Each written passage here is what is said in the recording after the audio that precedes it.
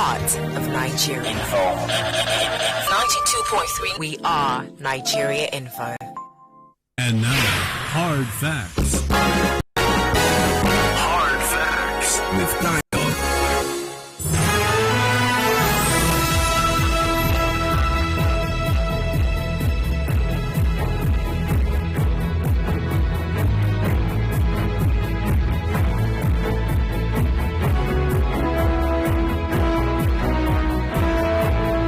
Hello, good afternoon to you. Welcome to Hard Facts 90.3 Nigeria Info and Herring Port Harcourt. I'm Dio. 10 minutes come past 3 p.m.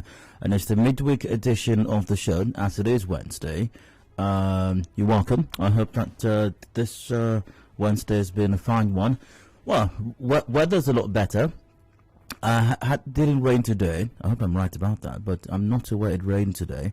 No, I don't think it rained yesterday either, at least in my area. Maybe your part of town as well, in your neck of the woods. But I hope you're doing well and things are looking up. And it's been a fine Wednesday for you so far. Welcome once again to today's edition of Hard Facts. Comes away Mondays through Fridays, 3 p.m. to 7 p.m. with yours truly.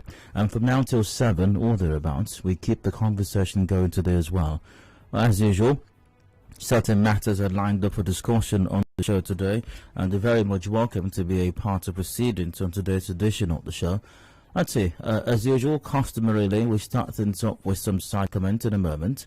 After that comes the traditional rant, my thoughts on some matter, and I'll be taking your thoughts and mine till 4 p.m. as against the side comments, which will not be discussed until much later on after. The major is at 6 p.m. when the segment open season comes up. So, after today's rant and taking your thoughts and mine till 4 p.m. By 4, we've got the business news coming up. And after that, we delve into some other matters on the show today. Oh, pardon me, today's not Wednesday. Today's Tuesday. Goodness gracious. Yeah, today's Tuesday. Where did I get that from? Oh, yeah. Today's Tuesday. Sincere apologies for that, for the error. Today is Tuesday, and not Wednesday. And I am getting messages via WhatsApp already on that. Oh, several actually already. Today's Tuesday, not Wednesday. Today's Tuesday. Today's Tuesday. That's much today. Oh yes, today definitely is Tuesday. Thank you very much for the correction for those who sent in those messages. In case you were wondering what the heck is he saying, please pardon me. Completely disregard that. Today is not Wednesday, but Tuesday. Okay, I think I know where the error came from now. I got an email about the program Canvas and Niger Delta Roundtable. Yeah, and somehow, and it comes up every Wednesday actually, and somehow I was thinking today, the Canvas on Air program comes up every Wednesday, sponsored by SPDC. So I was thinking about that, and for some reason, my mind was programmed. I was just thinking Wednesday. Oh, it is Tuesday, of course. All right, so after that, after today's side comment and the business news at 4 p.m., oh, there's a message there via WhatsApp. I also woke up this morning and asked my daughter if today is Wednesday. You're not alone, Dio. Oh well. These things do happen. Okay. Dio, you need to wear your gyms. Okay. Alright. Well. So, 4 p.m. once again, business news. And after that, we delve into all the matters. Discussions continue on the matter of who is to collect value-added tax in the country. That's generating a lot of debate and discussions these days. Now, it appears the matter is pretty much clear-cut right now, but the FIRS has, might I say, maybe further complicated issues at the moment. Might I say that? But, well, based on if the story is anything to go by, cut to the cable, this one. Maintain status quo, don't panic, FIRS tells taxpayers. Once again, VAT judgment, maintain status quo, don't panic, FIRS tells taxpayers. Now here's a bit of the story. The Federal Inland Revenue Service has asked taxpayers not to panic over the recent court ruling by the Federal High Court sitting in Port Harcourt. The court on Monday dismissed FIRS's motion for stay of execution of the earlier judgment directing Rivers State to take charge of value-added tax collection.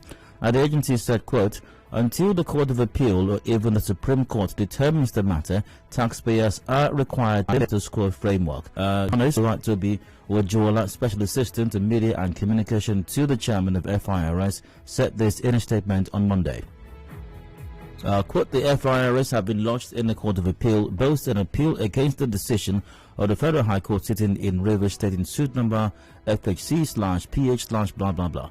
Attorney General of Rivers State versus Federal Inland Revenue Service, and an injunction pending.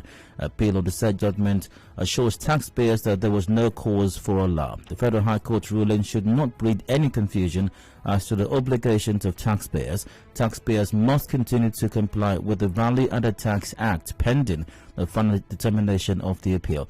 Taxpayers must continue to honor their tax obligations under the VAT Act. Failure to do this would put them on collision course with the law." Alright, so there you have it. Who is legally responsible for the collection of VAT in the country? But we have a High Court ruling in Rivers State that says the Rivers State government, and by extension other state governments, are the ones who have got the legal right to collect VAT, and I think certain other taxes as well, personal income tax and the others. Now the FIRS has appealed that. They attempted to get a stay of execution at the High Court here in Rivers State, but that was not given. So also remember, the Rivers State government has, or the governor specifically, has signed into law some new tax laws in the state that, you know, confers the power to collect VAT and certain other taxes on the Rivers State government. So as it is right now, what exactly is the true status, since we have a court order, a judgment of court that says the state should collect VAT? We have FIRS saying don't do that, maintain status quo until we're done with challenging this order in court. We are the appeal court right now. We might have to go all the way to the Supreme Court, and I feel certain this will go that far actually. But what does the law say right now? Join me for that conversation, Barrister Richard Wokocha, on the 4 o'clock hour till about 5 o'clock. We've got the news update at 5, and after that we move on to other matters. Still discussing the situation with the All Progressives Congress here in Rivers State. There's still plenty of drama playing out over there. I think it was it yesterday? Was it yesterday? I spoke with the chairman of the APC here in Rivers State, Isaac Ogbebuland, and he stated his position on things. Remember, the party just held its local government congresses after a High Court in Abuja granted a stay of execution on an earlier order that stated that the congresses should not hold. Those congresses were held on Saturday, by the way, the party's local government congresses in Rivers State. Does it mean all is now well with the party or not? I'll be speaking with Kingsley Kamefule. He is an APC member here in Rivers State and also belongs to the Senator Magnus Abbey faction of the party within the state. In the 5 o'clock hour, after the news update, headlines 5:30, major news at 6 p.m, and open season comes up after that. Till about 7, when we wrap it up today. The sports gang will be in by 7 o'clock for extra time. So that's, in a nutshell, today's edition of the show. Any changes, you will find out. Simply stay tuned. Now we keep the ball rolling right now with today's side comments, random stories, and random thoughts that I came across as I checked out the news today.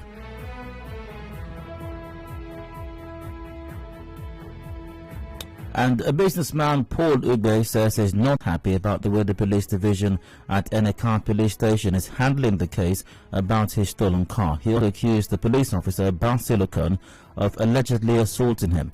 Mr. Ube, in an interview, explained that he was on his way back from a meeting last week with his wife when a tricycle rider hit his side mirror and ran away to Eneka roundabout.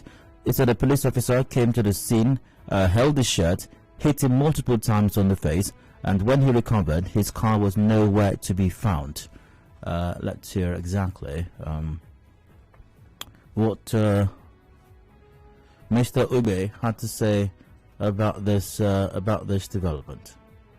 My wife that was inside the car in the front seat, out of fear that they might injure her husband, she now came down to beg them. At that point where they left me and I got up from the ground and discovered that my Toyota Corolla, blue color, was nowhere to be found. The moment I discovered that my car was not there, they entered their van and zoomed off to Eneka police station. I now followed them to that police station, only for them to beat me again inside the police station that I should go away and go and look for my car. At this point, I cannot find my car. But the matter has been registered in Eneka police station. But since on Sunday up till today, the way the matter has been going, I'm not comfortable with it.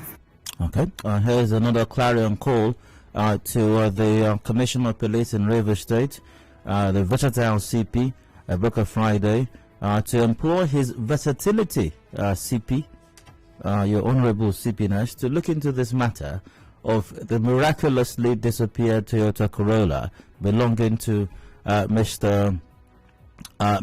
Ube. And please question gallant officer Basil Okon as to why he felt the need to assault Mr. Ube. Why? Goodness gracious. And your Honorable CP-ness, please wade into this matter early enough before somebody gets blood sugar. We know what we're saying, your Honorable CP-ness. We know what we're saying. Before anyone can say Jack Robinson, somebody might develop blood sugar, and hopefully we will not have a situation where, because we need to buy bullets and we're not getting enough funding for boots, somebody will become dead eventually. So CP, let's look into this matter and address your crackhead boy. We keep being reminded regularly that the police is our friend, and we can't, security is everyone's responsibility. The police can't do it alone. But when the police are punching us on the streets, and while they're beating us up, our cars miraculously disappear, and we get to the station where we are told, because when this matter comes out, why didn't you go to the station? You should have gone. See, that's what we're telling Nigerians. We are telling Nigerians. The police is your friend. When that thing happened, you go to the station, you report. You go to the station, you report. You're asked to see if the junior officers are not behaving themselves, you ask for the DPO. The DPO at the station, they're responsible. They'll be able to attend to this matter in the way it should be. We are telling Nigerians. We are telling them. Report. CP, he has reported.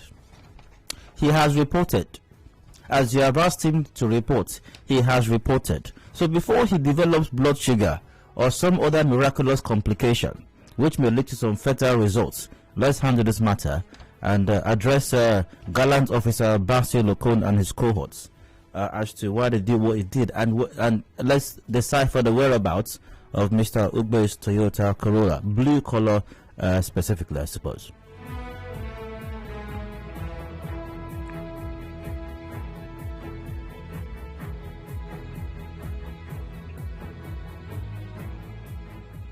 An environmental activist in Rivers State, Fine Face do not minister to tackle the problem of air pollution in the country, and the state, in particular the government at all levels, must properly regulate the activities of oil companies, activities of illegal refiners and security officials. Mr. Dave Namene was speaking on the sidelines of the International Day of Clean Air for Blue Skies and called for the implementation of the report on black suit developed by the state government. Well, I mean, there's been a lot of talk about the environment lately. You know, there's some. I think the world is currently celebrating the International Day of Clean Air for Blue Skies. Is that today, or was it yesterday? The International Day. It's today actually. The International Day of Clean Air for Blue Skies is celebrated across the world every year, September 7, and it is facilitated by the United Nations Environment Programme.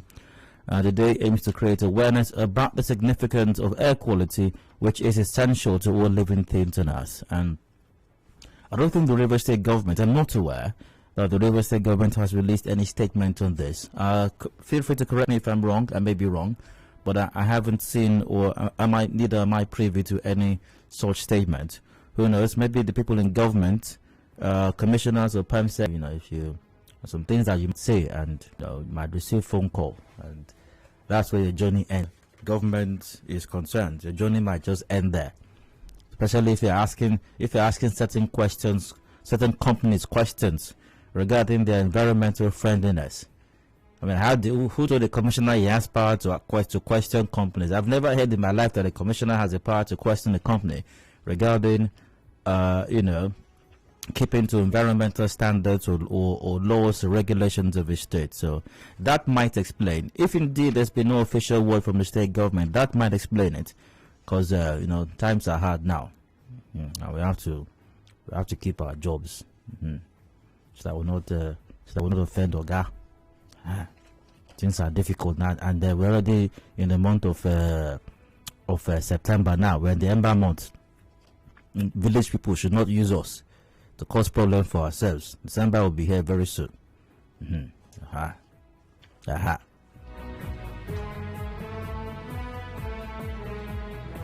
Oh, let's see. What else caught my attention on the news today as I checked it out?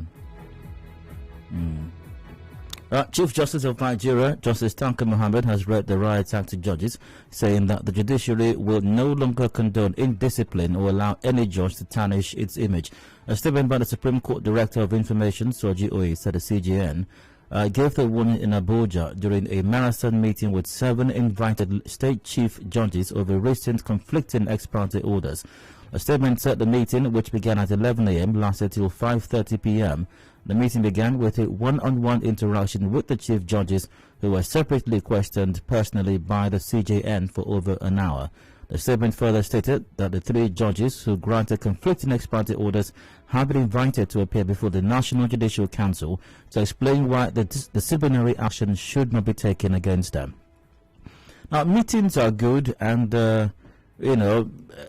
appearing before some panel or some council like the NJC may not be a bad idea, but I think that until some judges and lordships, if they don't mind, with their kind permission, are sacked or something like that, we may not witness much progress, if you ask me. Until some lordships, until some of my lords are removed from office and possibly even made to stand trial for some of these inadequacies, maybe even when my lordship is sent to jail also, and he gets to jail and he sees some of those that he sentenced to jail also. My lordship is sharing his cell, with some of the people he sent to jail. Maybe until that begins to happen before we start to receive some sense, and the right thing is done, and the judiciary returns to being the last hope of the common man, even though I find that statement extremely ridiculous, really. Government and systems and agencies and departments and every ministry of government should be the last hope of the people. The police should be the hope. There shouldn't be a last hope. The police should be the hope of the people as well. But I think maybe I don't get it sometimes, because when the rights are infringed upon, the judiciary is there to set the record straight, provide some kind of justice, or provide justice at least. So I hope that the judiciary will go back to that. But for that to happen, I think maybe a few of my lords need to be sentenced to jail time. Then that's going to help in addressing some of these matters, if it pleases my lord, of course.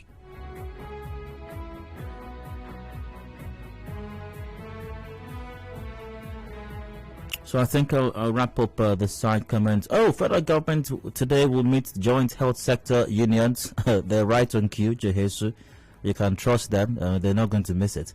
And Assembly of Healthcare Professionals in Abuja. Spokesperson for the Ministry of Labour and Employment, Charles Akman, said the meeting is aimed at preventing more workers in the health sector from embarking on strikes. Earlier, Chairman of Jehesu at UPTH, Blessed Amadi, said issues raised by international body of the welfare of its members is also affecting them. Yes, we know. It's once again, it's not difficult to predict or preempt how these things are going to go. They're going to hold meetings today, and they will talk. Only God knows what to talk about during these meetings, or at these meetings, really. Some words will be exchanged. They'll come out, and then the minister, if a minister is there, will smile at the press and nodding his head vigorously while he sways from one foot to the next foot, maybe as if trying to assess the journalists as to who is paying attention to him and who is not paying attention to him. who has the microphone in front of him and who doesn't. And then he's smiling, of course, effusively as he waxes lyrical as to the great effort, the great effort that we have made. It was a very fruitful meeting, and you can see that this meeting was called at the behest of His Excellency the President. It shows the commitment, the commitment of this administration to the healthcare.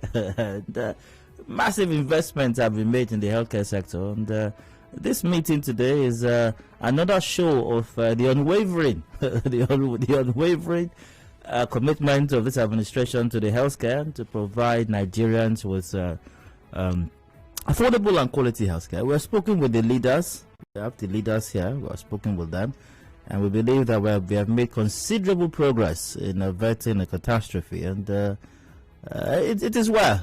we have reached an amicable resolution. You can see we are all smiling after we're drinking tea. If people want to drink tea also, there's still plenty of tea inside there. You can go and drink some also. I know people look like you have not been drinking tea for a while. When was the last time you drank tea?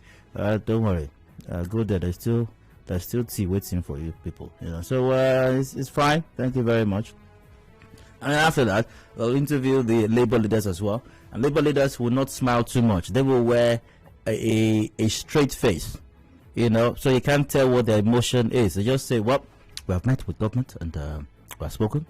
We have expressed our grievances to them, and we have told them government has told us they will take what we have said back, and we expect to hear from them within the ultimatum, 15 days ultimatum we have given. But we look forward to things working out, not just for us as members of Johesu, but also for the Nigerian people, because that's what this is about. It's about the Nigerian people.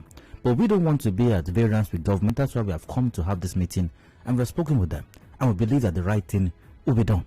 And that's it. Thank you very much. Thank you very much. Yeah. And of course they'll go away, and nothing will happen. Unsurprisingly, nothing is going to happen, and Johesu very likely, I think there's a 90% chance or 95% chance Johesu will embark on the strike. And of course there will be a lot of usual and no work, no pay, and they are sabotaging the efforts of government in spite of the massive investment in the healthcare sector, and blah blah blah, yada yada yada. Anyways, the saga continues. No, that's it. So that's it for today's side comment. Going up for a break right now. When I return, today's round comes up. Please stay with us.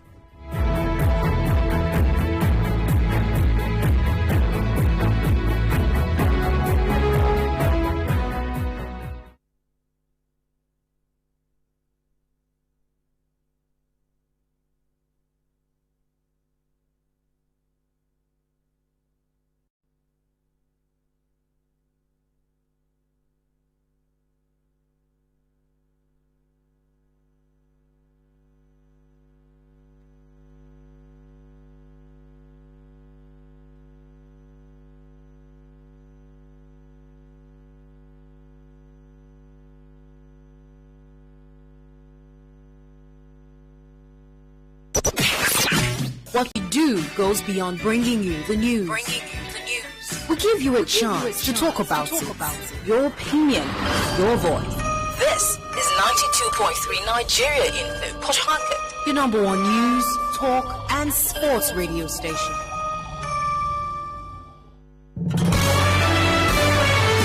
Are you running late and can't make it down to our Rumorsi office to book your commercials? Don't worry, because you can take advantage of our marketing office inside Port Harcourt to book your commercials. It is located at Shop 9 Mediatrix of All Graces Plaza, opposite FIRS Stadium Road, Port Harcourt. You can also call our sales rep on 0817-001-8162. That's 0817-001-8162.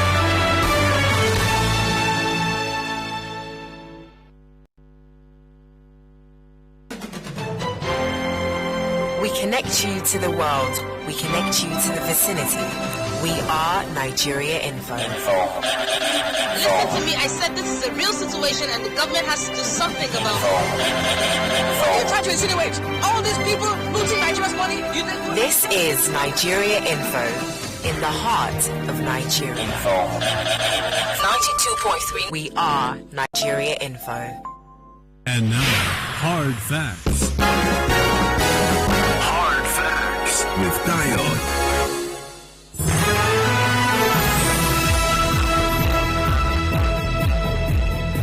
Okay, Mark, still on phone to 91.3 Nigeria Info here in Port Harcourt and Dio. 25 to go before 4 p.m. I'd like to run for John Stupid. Something in my mind I've expressed in some thoughts on it, and you're very welcome to express your thoughts and mine all the way to 4 p.m. And today's rant is to simply, very simply put, it's a message to Miyetti Allah and everyone else involved, every stakeholder, and that's literally every Nigerian in this country, government at the state level, the federal government as well, everyone, that there's a better way to rear cattle. We cannot remain stuck in the past and blame or hinge it on culture or tradition. If there is one, I mean, culture and tradition have many qualities, and one major quality of culture or tradition is that it is dynamic. It changes. Culture, tradition is not static. Yes, it may remain somewhere for a long time, but inevitably and eventually, it does undergo some kind of metamorphosis due to varying things, external influence. Something about it always evolves. It always evolves. It's dynamic. It's never the same ad infinitum. No, it changes. Culture, tradition changes. And when it comes to the matter of cattle rearing, practices, how it's done over the years in different parts of the world, it has experienced changes. It's due to improvement in technology, due to modernization, due to industrialization, urbanization. It's changed, and in some other parts of the world, it's a lot better than it used to be maybe decades ago, maybe even centuries ago. Now, if that's the case, we need to be keeping up with modern trends as well, not trying to remain in the backwoods and remain in the past and hinge it on culture and tradition. Now, I came across a story in the Vanguard earlier today, not inspired today's rant. It's captioned, Miyetti Allah begs Buhari National Assembly to stop implementation of anti-open grazing laws by states. And I'd like to react to some of the comments credited to Miyetti Allah on this matter. That's the essence of today's rant. Fulani cattle breeders in the country have appealed to President Muhammadu Buhari and the National Assembly to do anything possible to frustrate anti-open grazing laws being passed by some states across the country, describing the laws are satanic against their age-long tradition. Cattle breeders operating under the aegis of Miyetti Allah Counter-Hure expressed concerns over the actions of the states, particularly southern states, insisting that they were counterproductive to their known economic business.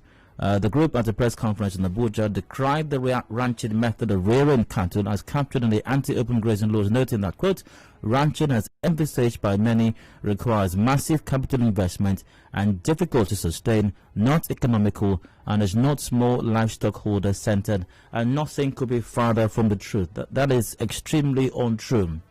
If you look at the countries of the world that have very vibrant cattle industries, or have very vibrant leather industries, or have very vibrant dairy industries, and these are byproducts of rearing cattle, by the way, in those countries that are top in the world, by the way. For example, in the dairy industry, those who manufacture or produce milk, what they have largely in those countries, they operate ranching. You will not be in any of those countries, and you just see randomly every now and then people escorting cows along streets, highways, inner streets, and all over the place.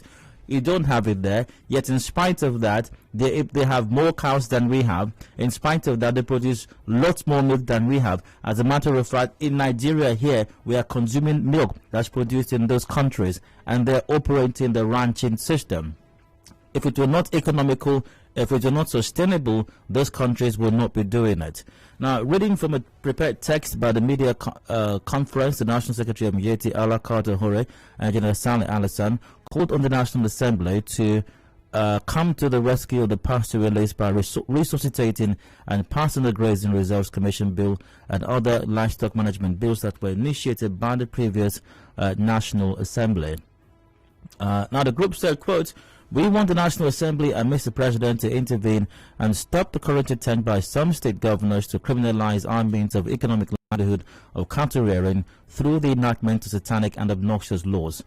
Anti-open grazing laws targeted at Fulani pastoralists." Now, the thing is this, nobody, I'm very certain nobody is trying to criminalize anybody's economic livelihood. Rearing cattle is not against the law. It's legal. And by the way, we love our cattle over here. We love our meat even down south. Everywhere in the country, we love our meat. I love a good suya every now and then. And buy other things that can be prepared with, whether it's any kind of meat for that, or well, not any kind of meat, with cows or with cows especially, or rams and whatever else it is. It tastes very nice and they're very healthy. And I'm quite certain that these efforts are not intended to criminalize anyone's legal economic livelihood. It is very important to note as well that not only Fulanis or Northerners are into cattle rearing, you have a lot of Southerners who are also into cattle rearing as well. And the anti-open grazing law does not state that this law, I don't think there's any anti-open grazing law, whether in Rivers State or any other state, that specifically mentions Fulani herders. No, it's everybody, whether you're a Northerner, whether you're a Southerner, whether you're a Fulani or you're a Shakiri. I don't know if they rear cattle anyways. Moving on. The federal government should create a federal ministry of livestock and fisheries that's sustainable in many African countries. I'm not sure that may be very much required. If we have a ministry of agriculture, that could cover that. Now, government should take an inventory of all the existing grazing reserve, traditional grazing areas, transhumance corridors, major stock routes, and fully develop at least one grazing reserve in each senatorial zone, in line with the recommendation of the Interministerial Committee Livestock Development in Nigeria 2015, the report of the Presidential Committee on Pastoralists and Insecurity 2014, and the National Livestock Transformation Program. Well, some people may have thought about along these lines as recently as 2014 or 2015. It doesn't make it right now. Also, it described the anti-grazing laws and policies as nothing but populist and corruption-driven agenda designed to destroy pastoralist means of livelihood. Nobody is saying that. People are just saying, organize yourselves. We cannot have people just moving cows around. Number one, it's dangerous to the people who are doing that. It's dangerous to other people also. A colleague of mine, who also was Obia TV over here, who had his car destroyed some months ago. I think it was much earlier this year, some months ago, because he was driving at night, and I think he encountered some of these herders who were moving their cattle, and one or two of the cows literally went over his car, destroying the bonnet, smashing in his windshield, and I mean, obviously nobody paid him for that. He had to sort that out himself. So also they said that the laws do not take into cognizance the sociology, economic production system, climate variations, and other push factors that are inherent in pastoralist movement across ecological zones. And that's because the laws and the government understand this. They understand the sociology, economic, climate variations. That's why even, for example, the River State Anti-Open Grazing Law has a section that provides for people to create ranches here down south as well. It's common sense. Yes, you don't have enough fodder in the north. Climate change is affecting the northern part of the country, affecting water sources and all of that. Fine, so come down south. Nobody's saying don't come down south. Come down south. Let's go to the proper means. We can set up ranches for you here. We can help you set it up for yourself. You know, there's nothing wrong with that. You can acquire property, you can set it up. Government also, the federal government is giving some states money to set it up. They can do that also. Maybe even government of some of the southern states can also invest in ranches as well. So what they're saying, don't come down south. They're saying if you're going to come down south, organize yourselves and establish ranches. That's all they're saying. Now, the group further claimed that the laws will destroy livestock production and send into poverty millions of people who depend on the livestock value chain: butchers, transporters, livestock dealers, consumers who are used to affordable sources of milk. And that's not true as well, because I mentioned countries that are way superior than we are as far as cattle rearing is concerned, or the meat industry or the dairy industry, and I mean, we consume some of those products. They're even exported here to Nigeria as well. If it was not economically viable, they would not be able to do that. They also said the laws will undermine the relative peace and stability currently enjoyed by the local communities and threaten the social order. That's not true. What we have right now is creating insecurity across the country. What this would do is it will help to restore some sanity. It will even protect the herders themselves as well, because they also at the receiving end of the activities of criminal elements. They have their cattle rustled.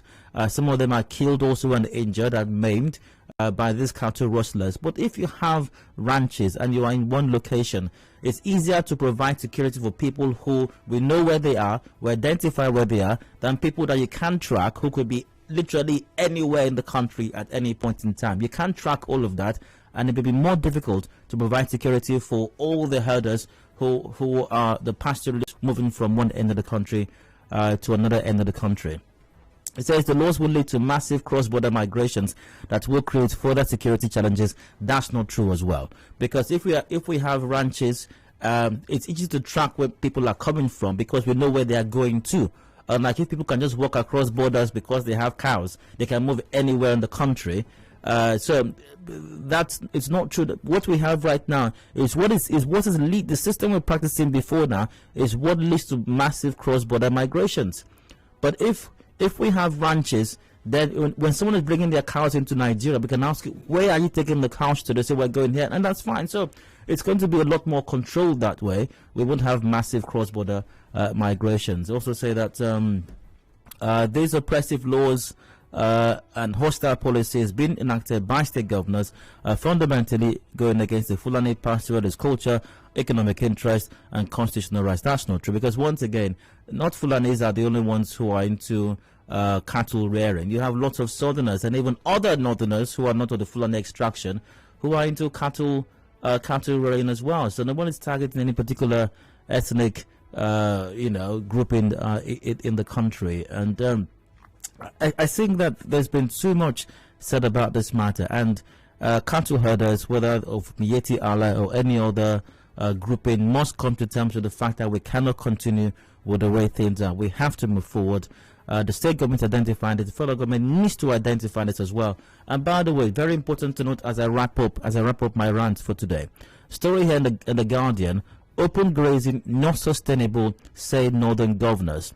The Northern States Governors Forum may have been hit by the reality that open grazing is no longer fashionable in modern society. In a communique yesterday after the virtual meeting on Monday, the forum noted, quote, "The current system of herding mainly through open grazing is no longer sustainable in view of growing urbanization and population of the country. Consequently, it resolved to sensitize herders on the need to adopt new methods of herding, either by ranching or other acceptable modern methods." This was from the Northern States Governors Forum.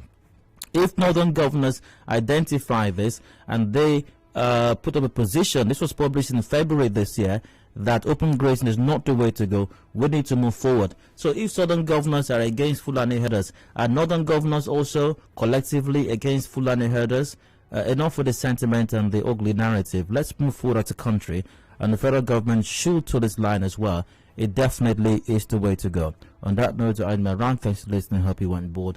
Numbers are the same. Line 0 up and call 0817-923-0002 or 0003 or 0007. We're live on Facebook.com /Nigerian for PH. WhatsApp on 0809 030 6416. Got just a little time to go before the news comes up top of the hour at 4.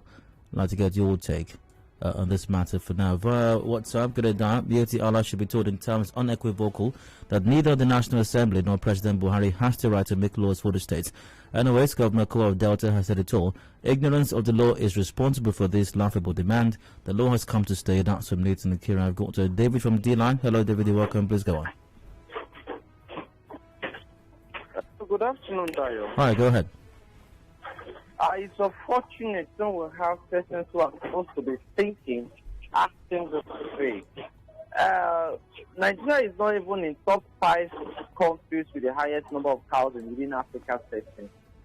Yeah, let's take an example from what Egypt has done. Since for over 40 years, Egypt has banned open grazing, and today it has over 7.8 million cows, and is the highest breeder of cows in Africa.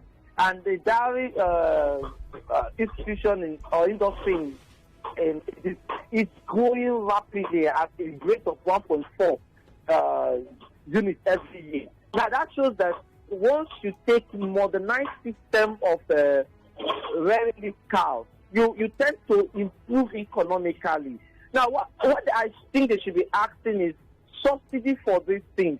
How can the government come into weighing the financial burden which ranching? Because that is for commercial purpose, not just for domestic purpose. Yeah. For commercial, how do government comes in to subsidize this very high cost for them? But saying no, you want to continue with the very primordial, primitive, and crude means of pasturing cows and taking us to the Stone Age. It is wrong, it is unacceptable, and it's injustice they are doing to their generation unborn, because those things are supposed to be in schools are busy rearing cows, and that's one of the hazards they didn't even mention. Most of them are even big to the forest to rear these cows. So who treats them? Who tracks them? Who tries to help them? Most of these cows get infected with the mad cow diseases when they are being pastured, and they take in some leaves which are not hygienic for them. Who educates these people on what and which leaf and which leaf the cows is not to eat? But when they continue in this way, they are taking themselves backward, and Nigeria as a nation need not to go backward when the world is moving forward. Thank you. Yeah, can I go to Namdi from Rimbo? Say hi, go ahead. Yeah, Dayo, I should blame all of this on the government. One, the federal government has to use Malami as an example. You know, when the ATL makes some statement, they do that because of, the back end or what they feel people in government are doing, either by actions or inaction. Malami had to give an analogy that the southern governors cannot ban open grazing. That he gave an analogy of the North banning, sale of papers. It was the most ridiculous thing to hear on the radio. And okay, if Attorney General of the Federation can come and not find anything wrong in open grazing, then what do you think Miyetti Allah will do? That was a shame. I guess that's what's giving them the effort. Keep on pushing for this. One. Then two is, our society doesn't want to help itself. Why do I say this? Why? As a matter of fact, the society is meant to be a reflection of the academic institution or whatever that is in that society. I ask myself, the universities in the north, whatever tertiary institutions in the north, I know there is something called agricultural extension. The extension workers are meant to educate farmers, whatever, that of the modern ways of farming and engaging in agricultural activities. As a matter of fact, rearing of cattle is a business and also agricultural activity. It's something I think extension workers, with a collaboration with state and federal government, need to tell these people, this is 201% archaic. It does not pay anybody left, right, and center.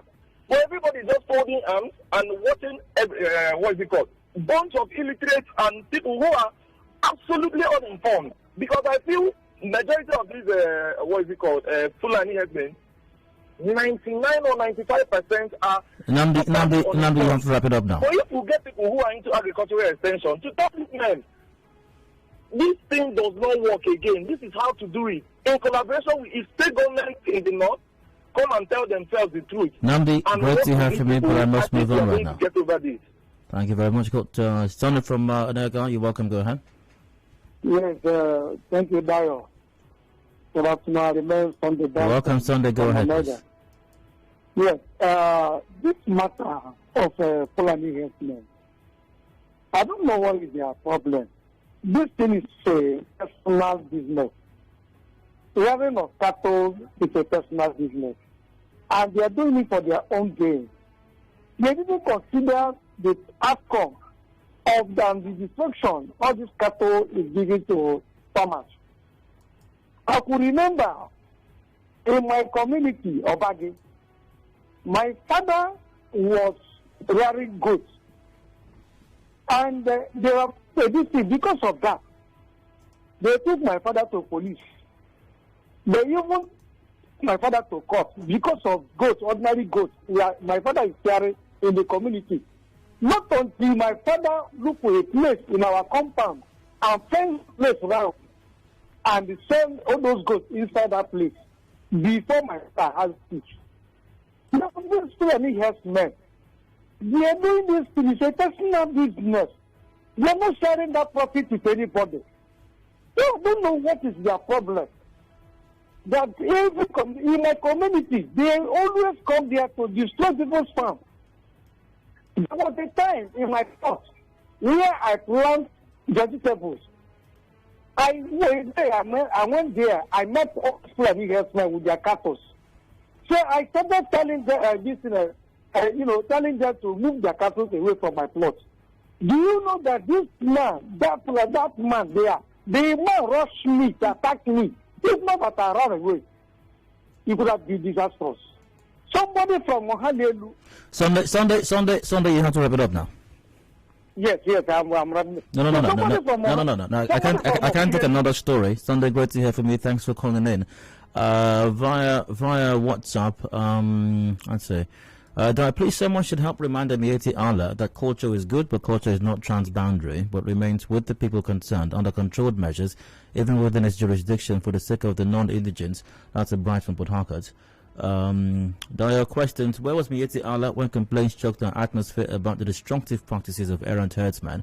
Are they aware of the rights of other people, such as farmers, to also have their livelihood, and do so without paying the supreme price? 3, must others die because they must live? 4, are they averse to changes? Long and short, live and let's live should be the mantra of any well-meaning and progressive, peace-loving Nigerian. That's from Email Gold. Now, all what is said about ranching are true and correct, and the Miyetti Allah guys know this, but they're only acting deception. They're after something more than open grazing. So get free land and occupiers when are spreading to the hinterland, which is what Chiku said that. The question that usually pops up each time we talk about this anti-open grazing law is this: is cattle rearing and grazing a national business or private business? Do they consider the effects of the open grazing? Please help me tell Miyetti Allah that we have moved on. Let them join us if they so desire. Cheesy from Rumukrushi said that. Those guys are basically saying we should resume the killing of twins because they read that it was once upon a time a culture of our people that takes from Oyigbo. Could have been the impossible move by the Miyetti Allah. If they must rear their cattle in the country, they should acquire a land. No going back and banning open grazing, not just in the southern region, but the entire country. We deserve a degree of sanity, that's a marang. And that's true. Even there are states in the north also that have banned open grazing. The Northern Governors Forum have agreed as well that open grazing is not sustainable. It's not the way to go. We can't continue that way. So if Northern Governors identify that, and not that Northern Governors need to identify it for it to be sensible, but at least give it to them. They've identified it, and this is just the way to go. And like some persons have identified, maybe a major problem here has been the stance and position of the federal government as well in all of this, drama that's playing out regarding open grazing. But it's the future. It's the way that we must go. The countries of the world that are at the top as far as dairy. Top producing dairy producing countries in the world: the UK, Turkey, New Zealand, France, Russia, Germany, Brazil, China, India, USA. Nobody is moving cattle along the road and defecating everywhere and messing up the entire place and eating up farmers' crops, and people, clashes, and people die, people are raped, and no, you don't have that. So how are they able to do it and it's sustainable and it's economically viable? If they can do it, we just need to put our heads together, think critically, and we will be able to design measures and steps to make it work. Yes, true, it's highly economic, capital intensive, and the regular herder, nomad, may not be able to afford that. But we can, if we put our thinking caps on, I'm sure we can work out solutions for the big-time farmers, herders, and even the small-time herders as well. The future is here, and we cannot remain in the backwoods. In many other areas, we're still there, but we must make some progress as a people. It's just about 4 p.m., a break for the business news. And when I return, who's legally allowed, or whose legal responsibility is it to collect VAT? The conversation still rages on. Barrister Okocha joins me for that conversation. Please stay with us.